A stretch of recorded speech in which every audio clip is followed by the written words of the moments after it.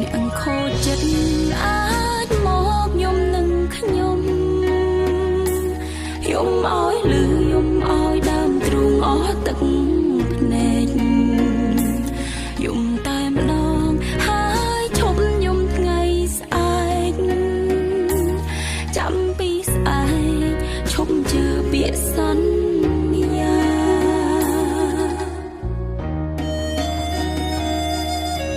ចង់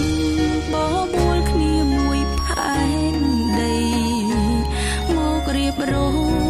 ពីក្តីសោកសៅក្នុងចិត្ត